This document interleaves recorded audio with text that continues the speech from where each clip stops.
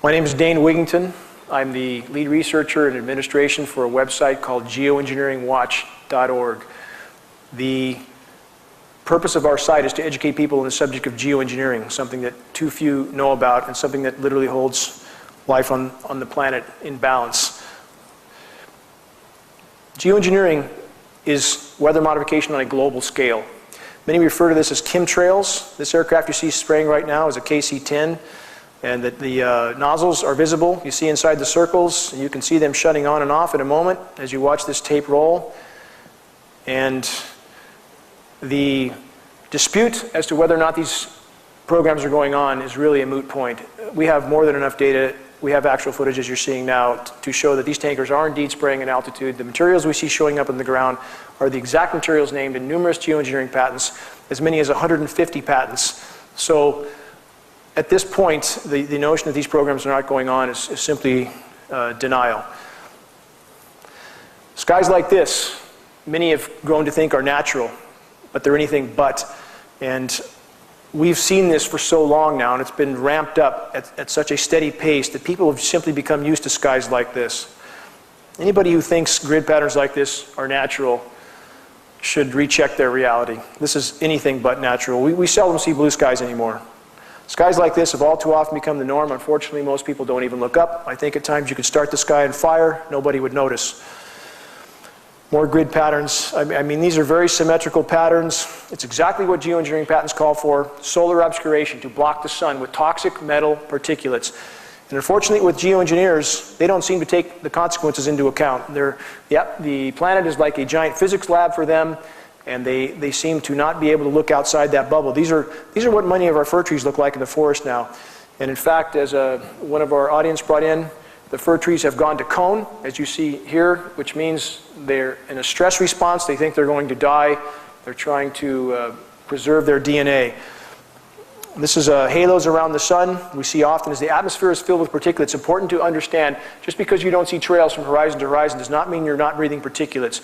We seldom see blue skies anymore. They're a silvery white color, especially in the mornings or the afternoons. If you look to the east or to the west and you block the sun with something, you can see the air is very silvery white. This is indicative of an atmosphere saturated with particulates. These particulates create drought.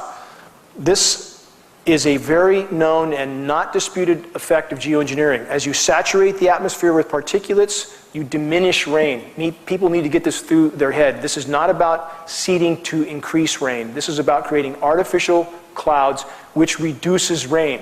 When you block the sun, you block evaporation. You block light photons, which diminishes the ability for the sun to knock molecules loose and create evaporation. So what we get is protracted drought in some areas and deluge in others. Exactly what we have in the continental US right now.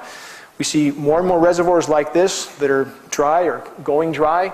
Again, exactly what we would expect with geoengineering, exactly what we have. Putting the wrench on planet Earth. This is the epitome of human insanity. To think that they could alter and control these very complex natural systems is insanity of the first order.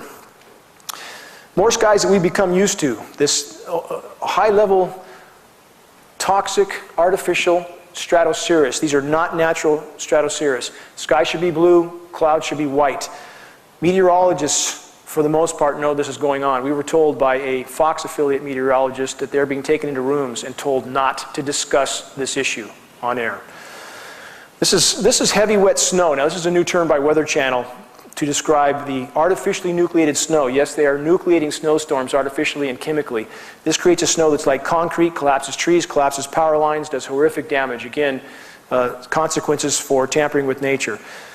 Now, this shows that the US military, this is from the top naval officer, considers climate change the greatest national security threat. And if anybody thinks the DoD is not involved with these programs, they have not done any investigation. Bottom line is the data is there for anybody who wants to look. Another document, Solar Radiation Management Governance Initiative. Documents like this abound for anybody who takes the time to look. This discusses the international governance of solar geoengineering amongst the elites. Not that we would have any choice of who dumps whatever into our skies or controls our weather, because we're not a part of the equation. This is amongst the government elites to discuss how they will control our weather. Geoengineering governance. Another such document. Discussion from the global elite as to how they will control our weather. No say for us.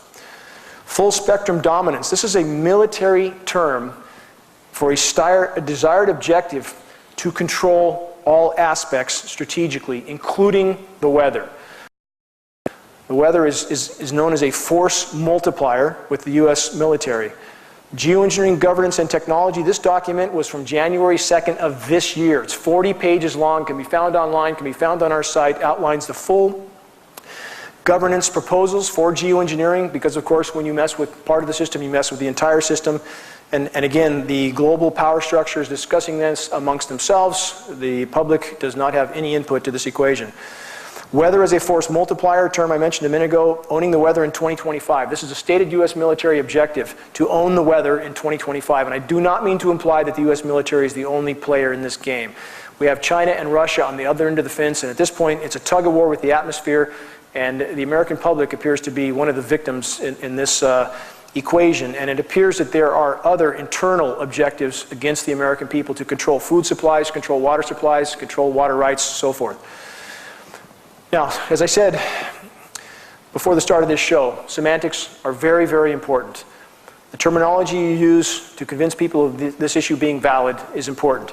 If you Google chemtrail, you find conspiracy theory, first thing that comes up, massive Wikipedia definition, and they guard this definition very carefully, by the way. I've had scientists who have contacted me who have tried to alter this definition and point out that this is a layman's term for geoengineering. Within 5 minutes, it's changed back. They watch this definition like a hawk. Again, anybody who thinks this is commercial traffic may be confused about where they're going. They should think again. I mean, this has nothing to do with commercial traffic. If you Google geoengineering, this is the front page you find. Our site is the second item on that page. We're all science, no advertising, no politics. Geoengineering is hard science, and if people pursue that term, they'll find credible data. Semantics matter. This is a patent. This means that the person who owns this patent has the sole right to carry on this program. This is called stratospheric Welsbach seeding for reduction of global warming. This describes expressly the payload disbursement of aluminum nanoparticles into the atmosphere. So these patents exist, about 150 of them, describing the intent of blocking the sun by spraying these aerosols into the atmosphere. Global warming and global dimming. Global dimming is something people should be familiar with as well. As of the latest reports, 22% of the sun's direct rays no longer reach the surface of the planet. They're being blocked. The planet is literally encased in a cocoon of toxic metals. Yes, pollution is a part of this problem, but we believe a small part in comparison to the geoengineering dispersed aerosols. So as they block the sun, the list of consequences is horrific, one of which is vitamin D deficiency, of which 98% of the US population is now deficient in vitamin D. The host of diseases and ailments that ensue from that is horrific, not to mention the fact that we are breathing these particulates. So photosynthesis for plants, another issue. You can't block the source of life on planet Earth without consequence. These are the skies that many have become used to. That is 100% aerosols in that photo. That is not stratospheric. Scientists seek to legitimize geoengineering while acknowledging its catastrophic effects. Again, the scientists, and many of which I know, are little concerned with the consequences of their experiments. They're just, they look at the planet as a giant physics lab for them to carry out their little operations. Obama's geoengineering program, Poison from the Sky. Obama's science advisor, John Holdren, strong advocate for these programs. The Obama administration, in fact, since he has taken office, these programs have been ramped up yet again. They go back a long way, but they're going for broke now. It appears that they're doubling down on the damage they've already done. It's like Corexit in the Gulf of Mexico. What did they do? Did they try to acknowledge the mess in the Gulf of Mexico, the oil spill? No, they tried to hide it with a chemical disbursement called Corexit, which by some reports made the toxicity in that region 52 times greater, but they don't care. The goal is to hide the damage they've done, hide the crimes already committed. Again, more clearly, unnatural traffic in the air. What are we dealing with? So many people ask this question, why would they do this? If they're doing it to themselves, why would they do it? First and foremost, we're not dealing with sanity. Jack Nicholson puts a good face on that, I think. And we can look back and see that anybody who would detonate 1,800 nuclear bombs on planet Earth, which contaminated all life forms on Earth, is not sane in any way, shape, or form. And the definition of clinical insanity, and we are talking about 4% of the population, by the way, that's psychopathic. They have no consciousness of the comprehension, or no comprehension as to the consequences of their actions even to themselves. So that's something that must be considered. Has any such testing gone on that we know about? Absolutely. every day there's more data coming out about not other governments alone, but our government testing on its own people, its own soldiers. And again, our military is full of very, very dedicated, honorable people, full of them. But there are scientists and there are some in power that use such dedicated and honorable people as pawns in this equation. This is one such test. Deadly chemical sprays on American cities. This is well documented. People can find any of this data online. Insane nuclear explosions. Again, sane people don't blow off 1,800 nuclear bombs. I think we know they work after maybe a few dozen. And we could stop at that point and not build enough to exterminate life on Earth 12,000 times over. That's how much nuclear weapon we have. So it's important to remember people who use an excuse that, well, this can't be happening because they wouldn't do it to themselves. That excuse doesn't hold water. World eternally contaminated by depleted uranium. This is just one more example of this insanity. Depleted uranium is used in the ammunition now for the NATO countries. It's causing horrific damage. Many remember Gulf War syndrome. This is related to depleted uranium. Again, no concern for the consequences. Weather warfare. This is going on right now. We appear to have China and Russia on one side of the fence, the NATO countries on the other. The atmosphere has become a battlefield, a very covert battlefield with all life on Earth at stake. Mechanics, airline executives, and doctors talk about Project Cloverleaf. Many ask, are there just military tankers in these programs, or is there commercial aircraft? In fact, with GPS tracking, commercial aircraft have been identified from the ground, leaving particulate trails. And Project Cloverleaf appears to be the outline for this. It makes sense. It's a way of artificially stimulating the economy, keeping non-profitable airlines in the air and flying. We don't implicate pilots, airline personnel at all in this, in the sense that these programs based on the patents for powder contrail generators and so forth, part of the spraying apparatus, automated. We don't believe pilots have anything to do with the actual operation of these systems. Blue skies as they used to look, as they should look. Skies again as they look now. Important that people start to look up. Our atmosphere is as thin as a layer of paint on a basketball. Doesn't take that much to damage it. No atmosphere, no life.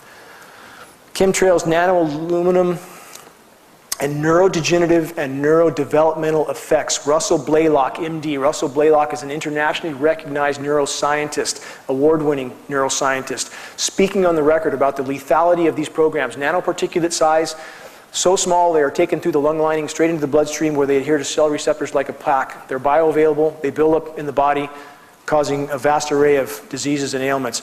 To give an idea of the size of these particles, if you see the little blue dots on that hair, those are micron-sized particles. We're talking about particles that are 1,000 times smaller than those in relation to a human hair. It's inconceivably small.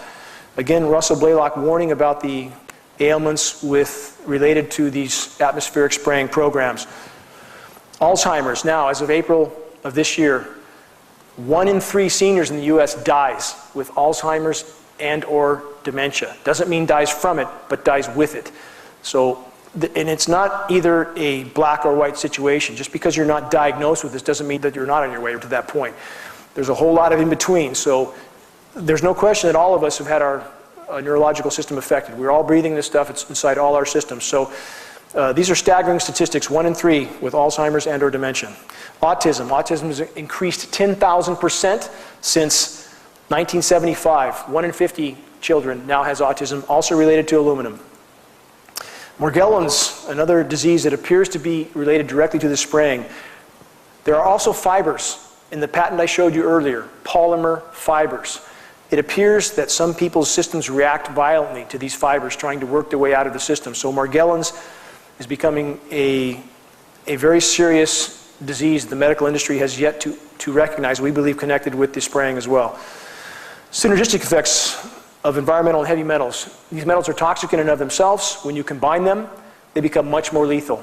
We've been given studies recently that indicate when mercury and aluminum are combined, toxicity increases as much as 10,000%. Bad equation. Let's add to the equation HAARP, High Frequency Active Auroral Research Program.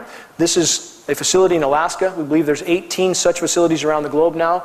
As the ionosphere is hit with these particles, as they ionize the whole atmosphere, make it more conductive, these signals can actually manipulate the jet stream. The data is quite clear on that. They cause a bulge in the atmosphere by heating it to tremendous temperatures, and that manipulates the jet stream. We believe, in fact, we are seeing huge jet stream manipulation. It's part of the reason why California is frying right now. As these clouds are hit with these signals, you see how they align like this. And this is indicative of them being exposed to these radio frequency signals. These are very powerful signals. So our bodies, as they become more conductive because we absorb this stuff, these signals become more detrimental to us as well. We're an electrical organism, so all these things hamper our own health function. Another article, the effects of HAARP on the ionosphere. Again, the atmosphere is nothing but a massive physics lab for these people, and they seem to have no regard for the consequences. Clearly, something radical happening to this cloud, and we can say for certain that something's going on, some sort of experimentation. This is not a natural phenomenon. Same here. Now, this is an article by a Canadian journalist named Will Thomas, Chemtrails, Wireless, and You. And again, as our bodies become more conductive from these particulates and we're exposed to more and more of these signals, and especially the signal from HAARP, which we see, by the way, the signature clouds above our area a lot. HAARP helps build the high pressure up like we've had over us again and again and again. These particles dry the air out. If anybody wonders why there's no dew in the morning, you almost never see dew. We have single-digit humidity because these particles absorb and accrete all available moisture. They virtually suck it right out of the atmosphere and out of the foliage. So these facilities, these ionosphere heaters, are a radical effect in the weather patterns we see happening of late. History Channel also airs proof HAARP weather manipulation. A lot of documentation on this. Jet stream movement, unprecedented jet stream movements. And we see this almost all the time now in the lower 48 especially. And this appears to be connected to, for example, what they might be trying to do in the Arctic could be affecting us horrifically here, because the jet stream, as it moves across us, it's part of that long-term manipulation that I believe right now this is why we're frying at this point, because there are some very profound things happening in the Arctic, and we appear to be one of the regions that gets thrown under the bus for the manipulation of things they're trying to do to accomplish what they're trying to accomplish in the Arctic. So again, this is a very complex equation, and when you affect something upstream, it affects everything downstream. More HAARP signature clouds. You see the ribbing in these clouds. This is typical of something exposed to the HAARP frequency. Now, this is Project Lucy, which involves these ionosphere heaters. Again, these massively powerful atmospheric heating devices. They are releasing, methane is releasing now around the globe in many locations, and I'll elaborate on that as I go further into this presentation. But as this methane is hitting the atmosphere, methane is, over a 10-year time horizon, 100 times more potent a greenhouse gas than CO2. It's virtually like covering the planet with a layer of glass.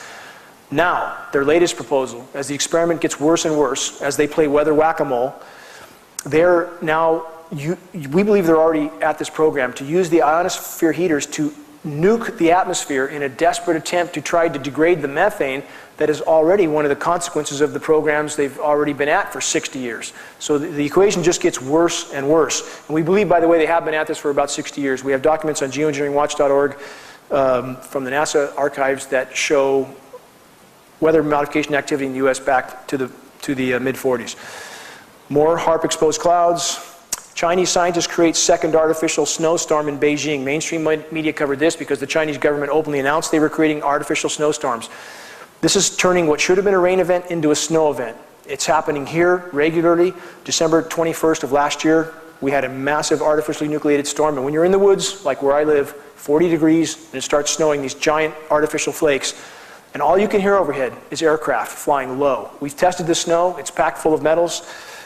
And this is causing horrific damage to the trees and the foliage. This is ozone hole from the Arctic. You see 1984, where you don't have any blues. 1997, lots of blues.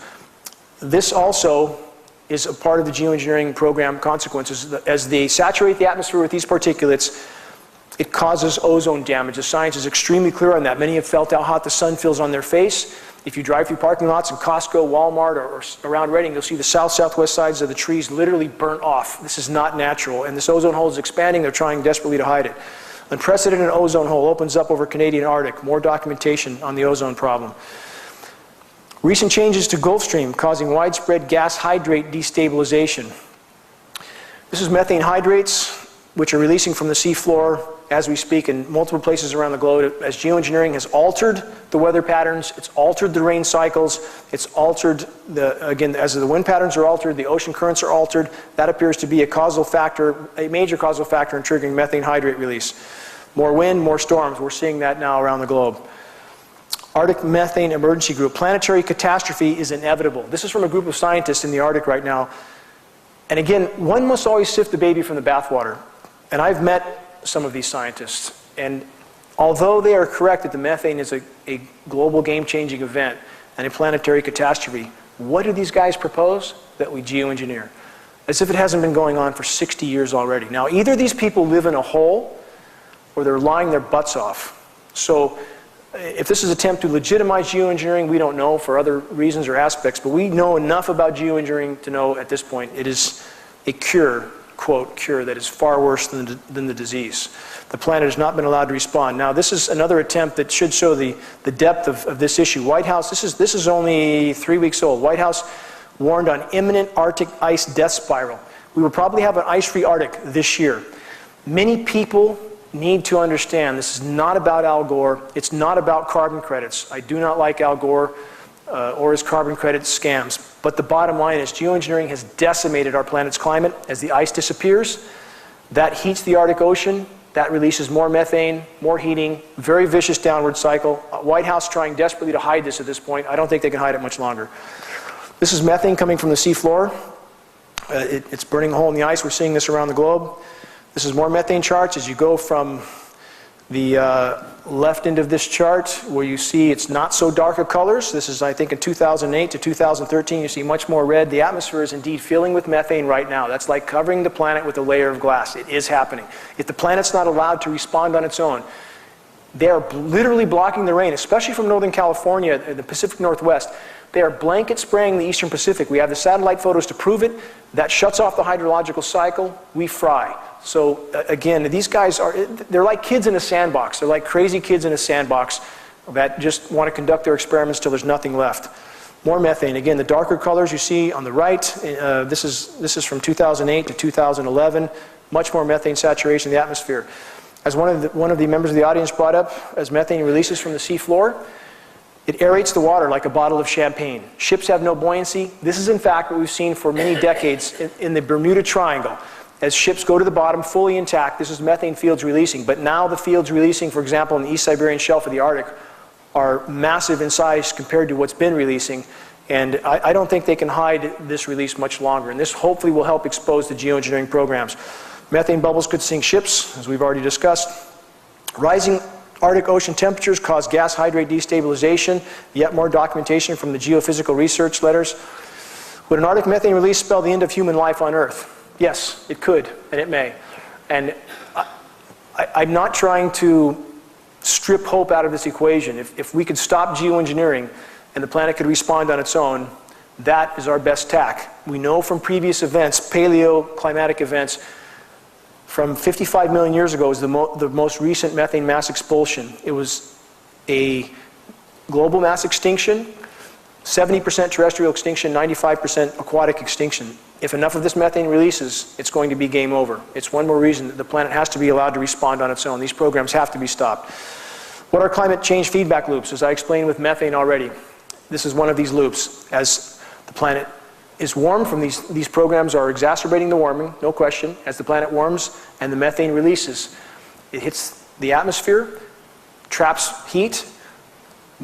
That causes more methane to release, more trapping of heat. This is called the feedback loop, and these feedback loops are triggered right now, and I believe the power structure is literally in a panic. They thought they could play God with the weather, with all of us as part of this experiment, and now they know that you don't get something for nothing in this equation. I believe they're in absolute panic trying to figure out how to put the genie back in the bottle, but it can't be done. What they can do is stop hampering the planet's ability to respond to these problems. This is temperatures, and again, you hear a lot of argument about this. Is the planet warming? Is it cooling? It's too political. This issue is too political. You know, Al Gore is such an incredible idiot that he has caused people to not look at the truth, and his hypocrisy, unbelievable hypocrisy, has really muddied the water.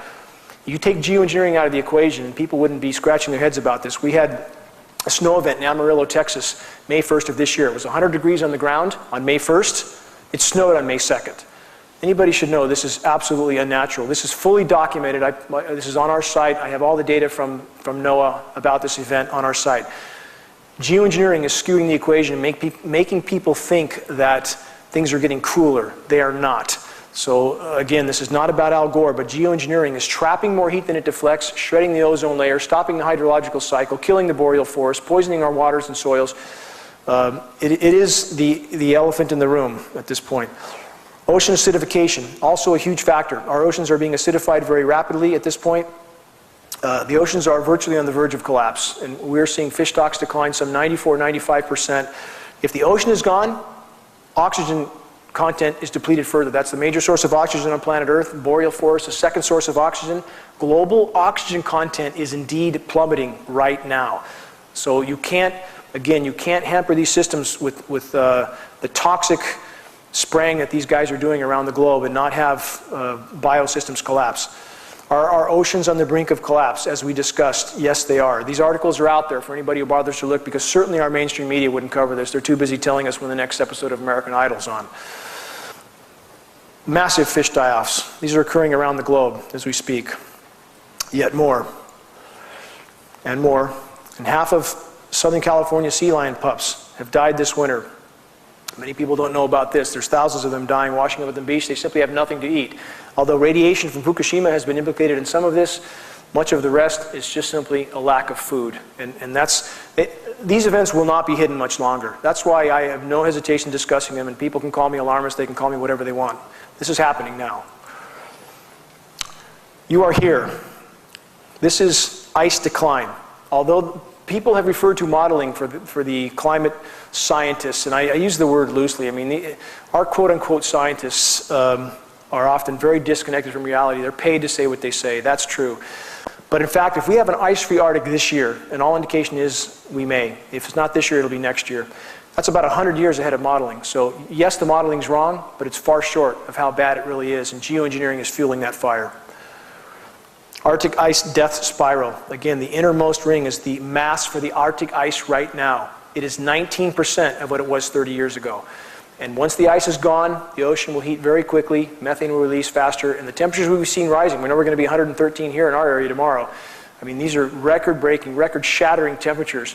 We're going to see a lot more of this if the planet's not allowed to respond. And based on all available data, by the way, from an event 5 million years ago in Earth's history called the Pliocene Epoch, as there's more carbon in the atmosphere, there's normally more rain.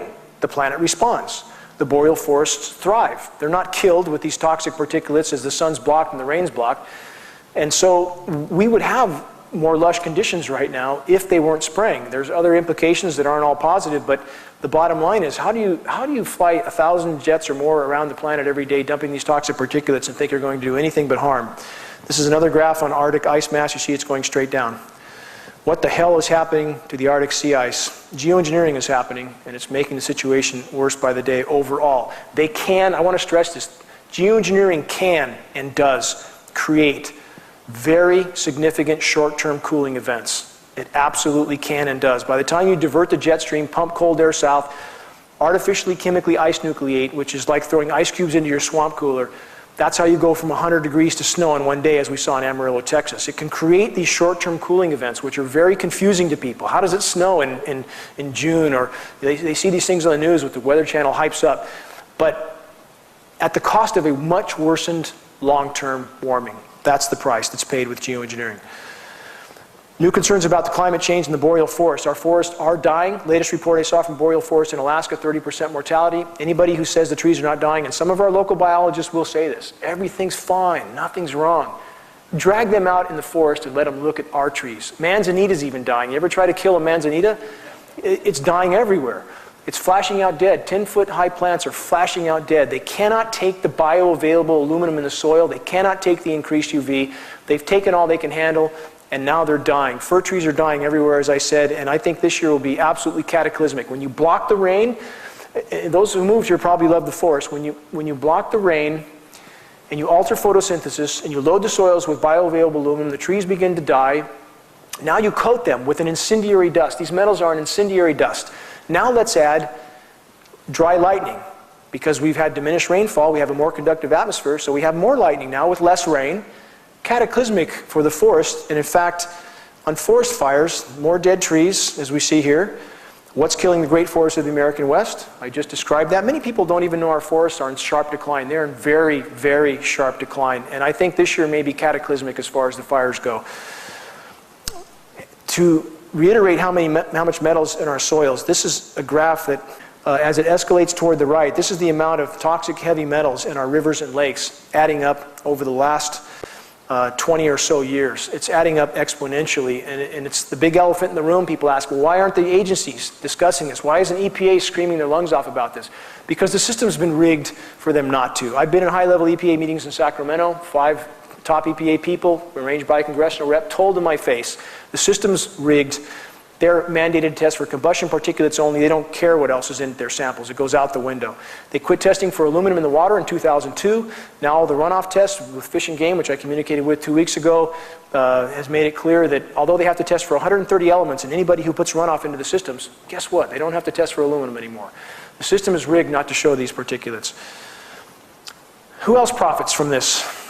Chemtrails and Monsanto's new aluminum resistance gene. We have the disaster capitalist. Monsanto is now going to save the day, apparently, with their drought-resistant, aluminum-resistant seeds. If you talk to people in Shasta County or anywhere around the country, most of them will say they're having great difficulty growing anything. The soils have been sterilized, fungus is taking over. It's just like in the human body. When you kill all the good microbes, funguses take over. Same is happening in the environment right now. Geoengineers pulled off toxic cool down. This is another article reiterating what I mentioned earlier. This is why this issue is so confusing for people when they have a very cold event somewhere and people think, well, gee, you know, nothing's wrong with the climate. You take geoengineering out of the equation, it'll be quite clear to all of us how much damage they have done to the climate. Protracted drought everywhere. Africa appears to be one area where a lot of experimentation has gone on over a lot of years. And now there's U.S. boots on the ground in 150 countries around the globe. And it appears to us, who have examined this issue in earnest, that countries are droughted out and literally brought to their knees. And then they allow a U.S. presence in those countries, and it appears to be related to resources. So we can't prove this. No, we can't prove this. It's like the 50-year chain smoker who dies of cancer, lung cancer. You can't prove that the smoking killed him. But we can say the dots damn sure connect, and it appears geoengineering is being used as a weapon around the globe right now, not just by us. I don't mean to just implicate the U.S. We believe Russia and China are actively involved as well.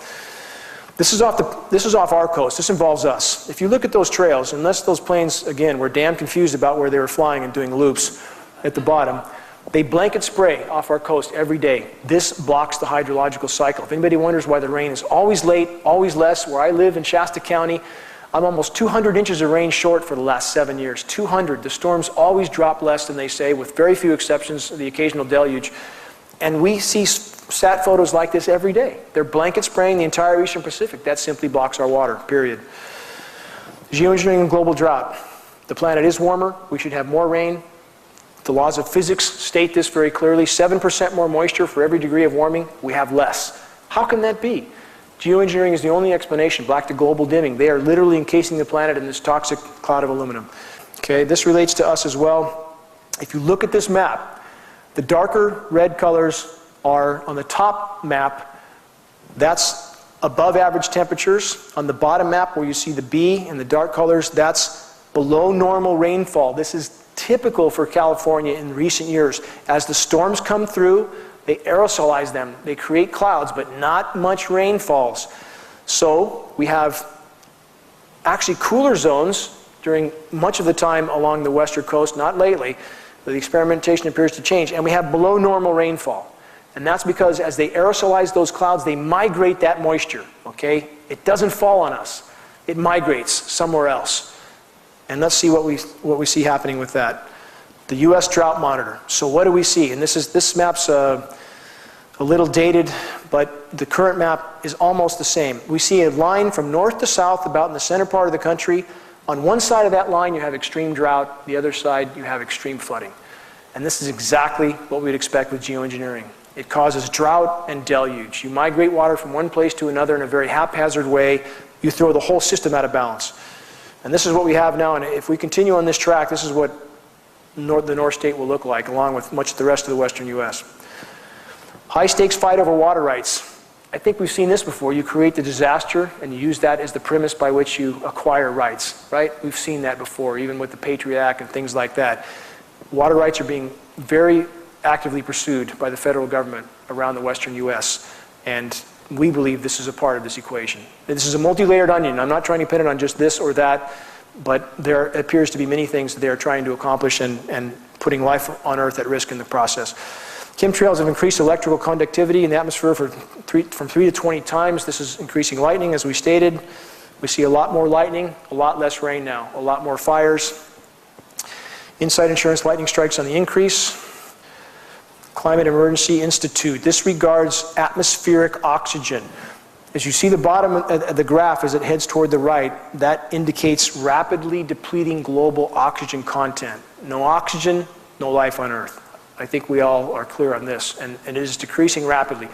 When you acidify the oceans from the methane release, when you poison the boreal forests and you burn the boreal forests, the Earth's oxygen-making capacity is greatly diminished. And the less oxygen we have, the more physical ailments we'll have, period. More fish die off. We see that happening, again, around the globe. Oxygen depletion, the next great environmental scare. As we indicated, a lot of science available on this for those who choose to look. U.S. wildfires, as we discussed, rapidly on the increase. Last year, Siberia lost 100 million acres of forest. 100 million. The U.S. lost about 11 million. And this year, again, could be absolutely cataclysmic. We are in uncharted waters in the Pacific Northwest now, in California. We have record low fuel moistures, record high temperatures, and it looks like the scheduled weather, and I use that term specifically, the scheduled weather for us is much more of the same. So we could be in for quite the ride this year. Now, what's this doing to species? This is biodiversity plummeting. Species extinction rates are going through the roof. Would media, you think they would talk about this instead of grabbing some drama out of a hat every week to entertain us while the house is literally burning down? Species diversity is plummeting. Species extinction rates, you see the graph going straight up. Based on the latest figures, we're losing some 200 species a day. 200 a day. And people say, well, things have always gone extinct. Yes, they have, but not at that rate. That rate reflects 10,000 times background extinction rates. That's 1,000,000% of normal. That's not natural. There is no cyclical pattern in this that's natural in any way. It's about as natural as saying people die. You know, that's natural too, but you put a gun to somebody's head and pull the trigger, they're going to die a lot sooner. Geoengineering is the single greatest environmentally destructive factor on the planet Earth right now, period. But they're simply too heavily invested to turn back. They'll do everything to hide it, we believe, but if we could simply bring it to light, I believe those participating would cease. The Earth's sixth great mass extinction is occurring as you read this, get more documentation. Geoengineering, runaway climate change, and the poisoning of life on Earth.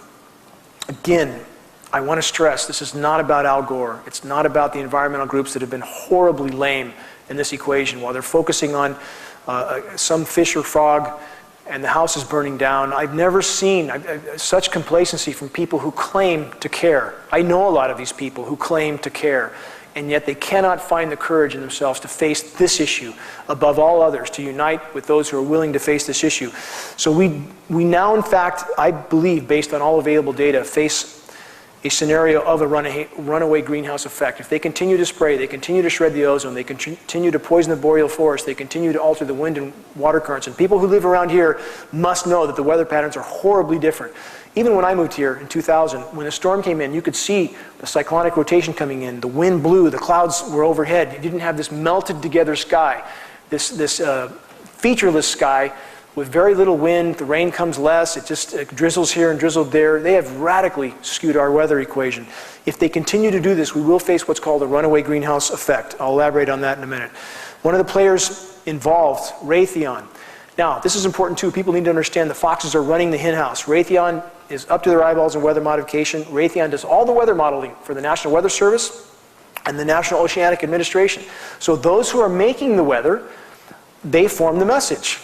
They're the ones telling us what it's going to be like. Do you wonder what does mostly sunny mean? What does that mean? Mostly sunny now means a sky full of sprayed aerosols. That's their term. They've coined lots of new terms because, again, Raytheon does all the modeling for National Weather Service and NOAA. Lockheed Martin, by the way, does all the modeling for the FAA. Now, let's put the Rothschilds into the equation. I realize this sounds very conspiratorial, but in fact, they do own the major weather disseminating agencies, Weather Channel, Weather Underground, Weather Central.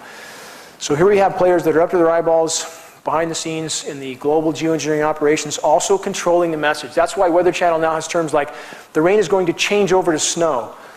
Well, since when did rain just change over to snow without orographic enhancement? It means moving over mountains, or without colliding with the cold air mass. Why would rain change over to snow at 45 degrees? Because it's being chemically nucleated. We have the patents for this process. We know what's going on. We've tested the snow. The Chinese admitted they were doing it. So they have all these terms now to make people go back to sleep and think it's normal. They call it heavy, wet snow again, this concrete snow that destroys everything. And so that's why it's frequently to have these events like I mentioned in Amarillo, Texas. 100 degrees one day, snow the next. People should know this is not natural weather or cyclical patterns. Again, more Rothschild's ownership, Rothschild's in the geoengineering empire. U.S. military explores geoengineering, which we know that they have for many, many years. There's too many journalists now, especially of late, they're writing books and doing articles describing everything we see, everything. The intention to disperse these aerosols at altitude using aircraft, and yet nobody admits to the elephant in the room. This is the king has no clothes scenario, but we think they can't hide it much longer. Systemic denial of geoengineering continues in spite of the mountain of evidence. This is what we see with mainstream media. Good old Al Gore. Matt Lauer exposes Al Gore's hypocrisy. I think we know enough about Al Gore to know where he fits in this equation, but I want to stress, you got to get him out of the equation. This is about real damage being done on the ground. Climate has been horrifically damaged by geoengineering alone. This is a flyer we did in Northern California. We're using this type of tool to introduce others to this issue while we can. And I want to stress, as we see skies like this, as they do this day in, day out, as we breathe what they're spraying day in, day out, as we continue to be a part of their experiment and they shred the atmosphere, time is not on our side. It is not on our side. I chose to take on geoengineering not because I wanted something to do. This is the last thing I ever wanted to do. I've had my life on hold for 10 years because I believe, based on all available data, after I did considerable research and testing on this issue, if geoengineering does not stop, nothing else will matter. I believe absolutely nothing else will matter, and that brings us to Venus syndrome. This is a scientific scenario, and we are on this track. Many people think that Venus is 900 degrees on the ground because it's closer to the sun. This is not true. Venus, now based on the latest study, was thought to have oceans, but it experienced a runaway greenhouse effect. As the atmosphere is filled with, in our case, methane, and this continues to trap heat, causes these feedback loops which feed on themselves once they are triggered, then the warming does not stop till the planet reaches a new equilibrium. If we stay on this track, we will end up there. And this is not a linear equation. I want to stress that. We can't look back and say, well, civilization's gone on 200 years, so at this particular trajectory, it'll take another 100 years for this to happen. This is a non-linear equation. It is happening at blinding speed right now. I believe even in the coming months and 2 or 3 years, I think that the effects that we will see based on what's already been triggered can't be hidden, and the cataclysmic nature of these effects will become evident. It's imperative that we let the planet respond. The planet must be allowed to respond on its own. No one has the right to play God with the weather, and we will all bear the consequences of this. So Venus is as warm as it is. The whole premise of geoengineering is to block the sun, to create a greater albedo for the planet. Albedo means reflectivity. Venus has 2.5 times the reflectivity of Earth. It absorbs less sun than Earth. And yet Venus is 900 degrees on the ground because of its greenhouse effect. So again, it's imperative that we stop geoengineering, stop hampering the planet's ability to try to compensate for damages done. This is our site, Geoengineering Watch. There's only a couple of us that really do this, but there's more and more starting to help now. All of us can contribute to this greatly, and this is how you do it. From your own home computer, if you locate groups, organizations, and individuals that would care, if they had a clue. So many people don't have a clue about this issue. And you get credible data. You send them that data. Send them some credible documentation and files.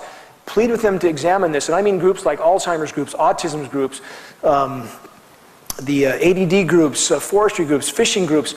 All of these groups are affected. If you send them credible data, send them a flaming arrow. As people take notice of the climate unraveling, and it is unraveling, geoengineering is fueling that fire, those flaming arrows will catch. Many of them will catch. If you arm yourself with flyers, for example, to pass out, and we have a lot of credible flyers, you can download them off geoengineeringwatch.org for free, and if you pass those out, it does a lot more good than running out in the street, ranting and pointing at the sky. I believe this, that if we could bring this to the light of day, if we could make mainstream media cover this, if we could get critical mass of awareness, enough people who participate and make these programs possible would refuse. I have been contacted by scientists from 4 major universities in previous months: Stanford, Duke, Harvard, UC of Florida. A scientist from Stanford, Stanford's definitely involved with these programs, has told me that there are people on the inside participating in this research that now are pulling back. They're refusing to because they realize the cataclysm it's causing. And I believe enough people, especially from the US military, who we have incredibly dedicated, honorable people in the US military that are being told this is something they need to do, they must do, it's for the good of the planet. When they realize what this is doing to the planet their countrymen rely on, their children rely on, I believe those honorable men and women will pull back, that they will certainly be on our side. We simply need to bring this to light. If we could bring it to light, it would change our equation radically for the better. That's my goal, that's why I'm here, that's my mission. Thank you very much for attending, and I appreciate all of your efforts toward this goal. Thank you.